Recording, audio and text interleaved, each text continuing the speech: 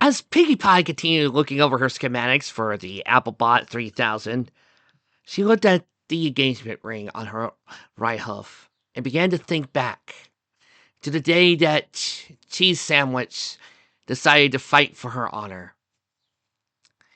It was a cold day on the rock farm, and Clyde saw Pinky's fiance come in.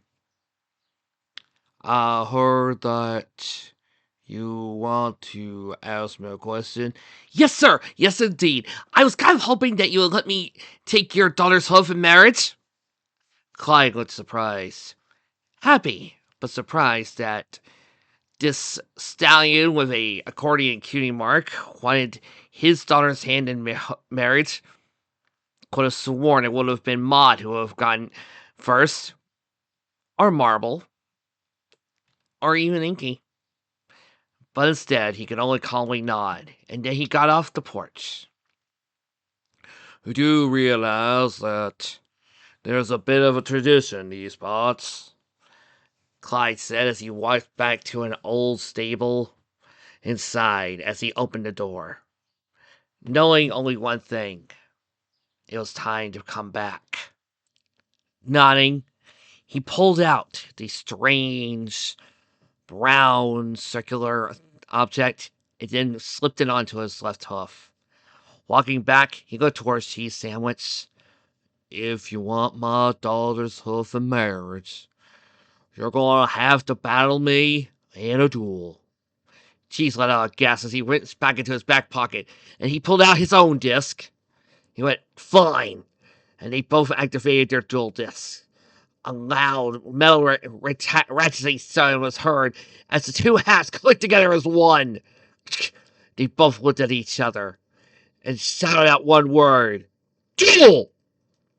And the duel was on. Pinky let out a small giggle, unable to remember the full events of that duel, as she went back to work on the Applebot schematics. Let's see. I don't remember putting any passes of chips in here.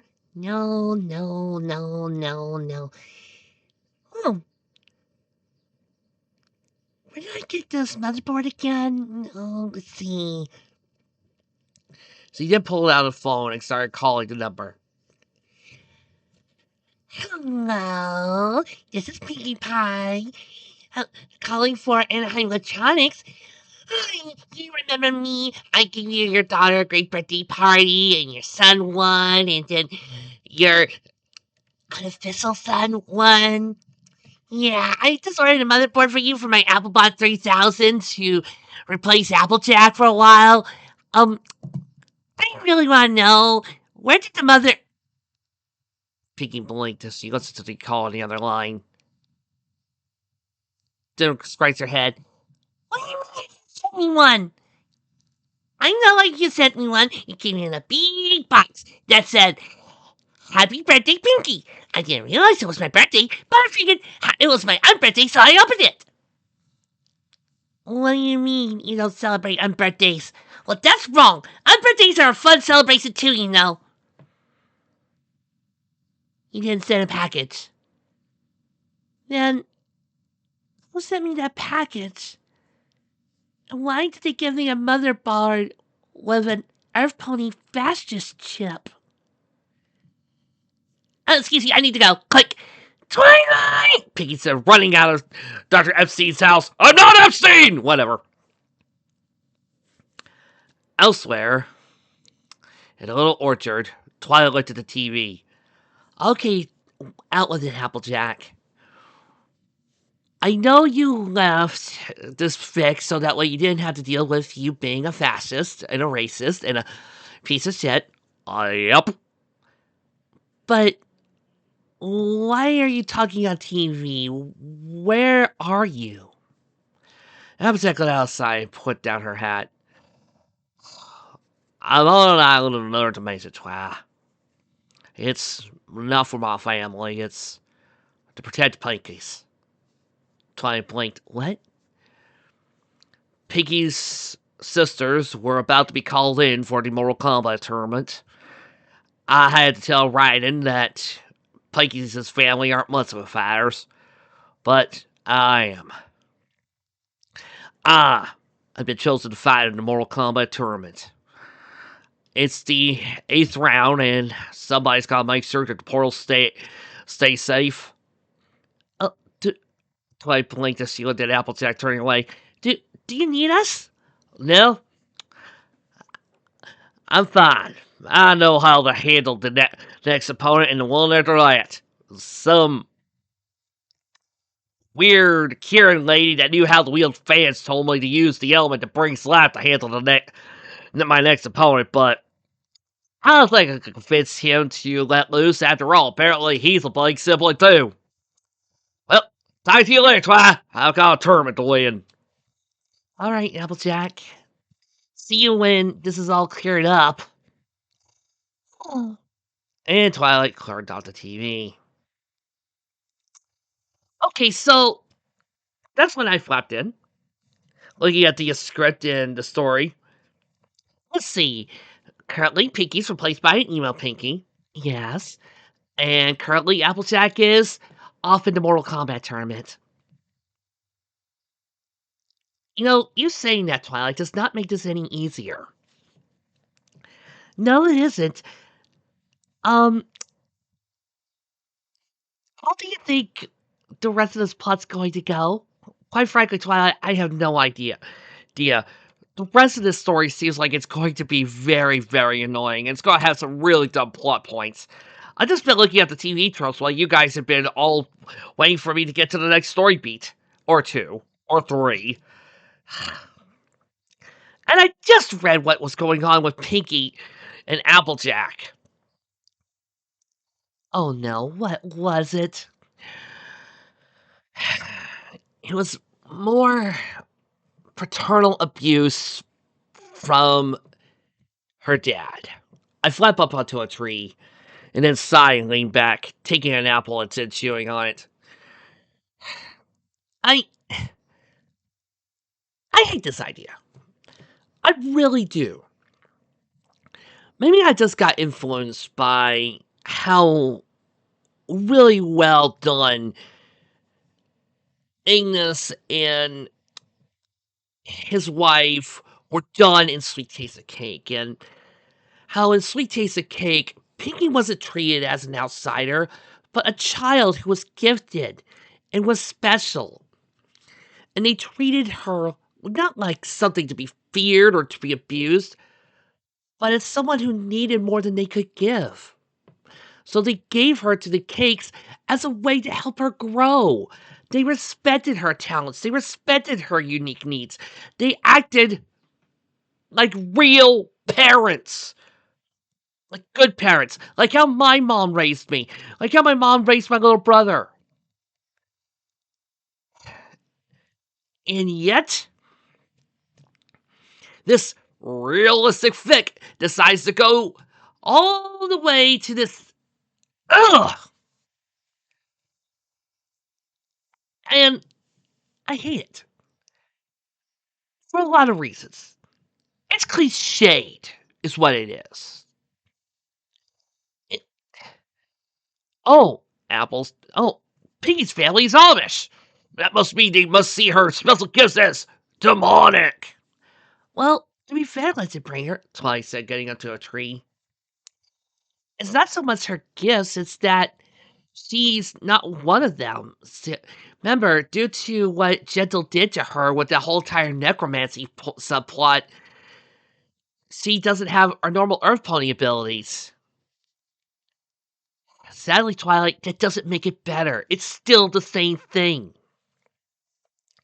Now it seems less like, oh, my daughter is happy and special. I might as well put her down with a whip. Now it's, my daughter isn't like me. She doesn't have my special abilities. I'm going to put her down with a whip. And then proceeds to beat her. This is insulting to Amish people. This is insulting more to Earth Ponies. Oh my god, this is practically insulting more to Earth Ponies than what Micah did. At least all Micah said was, oh, Earth Ponies don't have anything special about them. This goes all the other way around. It goes, Earth Ponies aren't special, and they're racist. And if they have a daughter who goes against the grain, i.e., Pinky, they'll beat her because they'll see her as a disappointment. I don't know about you, Twilight, because I'm not Amish, but I would be insulted by this. Hell, as a Southerner, I'm insulted by this because it's not necessary. It doesn't add anything to Pinky. It doesn't make her seem more unique or special. If anything, it takes something away from her. Because now it feels like, oh, she's not really happy and optimistic. She's putting on a facade. She's actually really sad because nobody's really this happy and optimistic. Well, guess what? I am this happy and optimistic. I had a pretty damn good family life. I grew up with a happy family. I am actually pleasant. So what? Are you calling me unrealistic? Well, to be fair, Legend Bringer, you are in an alternate dimension talking to a magical talking unicorn. Oh, ha ha, Miss Snark. Ha ha. That's you know my screen name. I shake my head at Twilight before taking another bite of an apple. What else is wrong is the fact that then they have the nerve to have him go all the way out to look for Pinky. Like, seriously, dude, what the hell? Bad enough you turn this guy who's obviously a good father into this monster. You then had him go and hunt Pinky down like a dog to try to drag her butt back. Just why? Treats him like a monster, and now he feels very, very unrealistic. It's like, oh, I could take this happy moment and make it dark. For what reason? Does it add anything to Pinky? No. Does it add anything to her family? No. Even the whole entire they make gems doesn't really add anything. It just takes it all away. You know, that's why there's a part of Mike and Starfleet stories where Starfleet tries to adapt Applejack's family's backstory. And there's a scene where they do the wedding. And remember, in canon, Grandpere is perfectly okay with the wedding. He doesn't go off. He just walks away in defeat, and it leads to them having a happy reunion. Well, in the Starfleet episode, Mike very comically has Grandpere go apeshit, like he's the mirror Captain Kirk, and then turns on the vampires. You want to know something? That may be stupid, but at least it's fun. At least it's silly. At least I can have a good laugh about it. This isn't funny. This isn't silly. It's just sad. And then, I'll admit, this is kind of on the low end of the level, but apparently he goes back and Applejack, for Piggy's honor, chooses to fight him. And they have a magic duel with using earthbending skills. And you know what? The author found a way to make something that cool sounding, that epic, boring. Instead of letting us see it, we're told it. We are explained to it by Applejack via her own exposition. Twilight proceeds to nibble a bit of grass. Well, this fic isn't supposed to be a action battle based story, you know. I know. I know. And I bet there'll be somebody out there who'll try to tell me, well, it's a deconstruction. What's it's not? There is a common rule called show don't tell, and a lot of people don't understand it. But this is one of those cases I think I could prove why this story is failing at keeping me engaged and why it doesn't hold my interest. Because of the scene. We're not shown what the town is like through you guys' eyes. We're told it. We're not shown anything about gentle or clear or anything. We're told it. We're not given shown a flashback. We're told it through somebody else's eyes. We are merely spectators in all this. And I don't know about the other people who see that, but I feel a disconnect here. Like, they want me to see something that isn't there. You remember that snowstorm story we did a few years back? Oh, yeah, I remember. The one that you got really bored midway through. That poor Lucifer story. Yeah, same problem here. We had a long backstory with her that really could have been shortened, and we were just told everything. We're being told how this world works. We're not being shown it. And then we've got those ever-present retcons. Oh, during that avalanche scene, Applejack dodged because she had earth tremor sense and all that other malarkey. But again, not shown. We are told this. And in the end, it makes the story feel lackluster to me. You know what's weird? Yeah, Twilight? You keep saying that, but you've seen people you like read this. I know. Fan of most everything. A person who I think does a really good job at world building says he loves this. I see a lot of other people do. I I'm used to being alone in my hate of something and my distaste for something.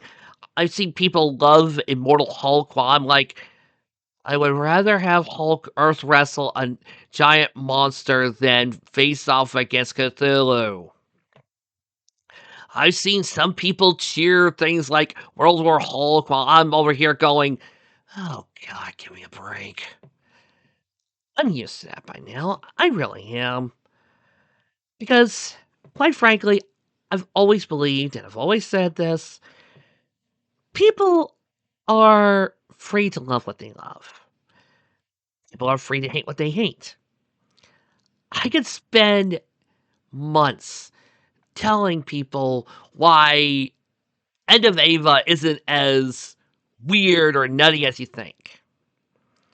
And why Cincy could be a good character if you actually, look at things. Same way, people can look at me and tell me for hours why The Boys is a great story. I may roll my eyes at it, but if that's what they believe, then that's all they can. And I really would love to know why people like this dark, cynical story. I mean, I like some good, dark, cynical stories once in a while. I love Higurashi. Although, to be fair, Higurashi also ends with a time loop being broken and Rika getting a new lease on life, so there's that. True. I like these type of stories. I really do. But the story to me really doesn't make any sense why somebody would like it as much. Well, of course, something my brother worked on, two fics that really deserve TV troll spaces, don't get it. And I'm looking at this, and all I can see is just a whole bunch of crap that doesn't excite me. There's been a question. I flip down into the tree and start walking with Twilight. My little brother's been asking, is this the type of story that me and Rick would have loved back in 2014, back in 2015? Especially around 2015, aka your more dark period? Yes, Twilight, my dark period. Is this the type of story I would have liked? And quite frankly, I don't know. I mean, there are some elements here I think would have enticed me, probably would have grabbed me, but there are others that I probably don't. I mean, I do know that there have been stories with elements like what's going on with Pinky that I did enjoy, would say they were great. Though now I think about removing them from my favorites. There are stories that took in this I could have said yes. But right now I'm looking at this and thinking, would I? It's a very interesting topic. I'd like to think this is probably one of those stories I would have liked at the beginning of it all during my dark period. But then I would have looked back on it and not liked it. Yeah, and I wonder if it could be the same said for some of these people. I've looked at some of their comments, and some of these have been years ago. And sometimes certain stories and elements from years ago can be looked upon differently. True, true. I mean, the same could be said in reverse. I've looked at certain anime that had different endings that I didn't like, but now when I decided to go on my 1,000 anime journey, I found out I liked them because of different elements. I thought I was going to hate Higurashi because of the really dark elements that showed up in there, but lo and behold, I love it. I am fully tempted to play it on Steam. I want to enjoy it. I'm willing to go back to the anime and rewatch it with my brother. I'm looking forward to watching something like Rumbling Hearts despite its ending. I guess that's why I kind of want to rewatch something like Elfen Lied one day to see if I still have those feelings.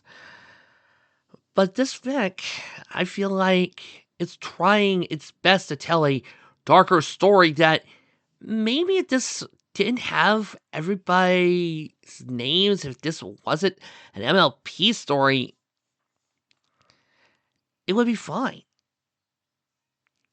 Well, let's look at the next chapter, and maybe we could see what would happen if we changed everybody's names. And then see what would happen if we read it. Would it still apply? Let me check. I say let's try it. Next chapter, let's just remove all pony elements and see what happens. Okay. Meanwhile, did you get in touch with Applejack? Yep. You're never gonna believe this.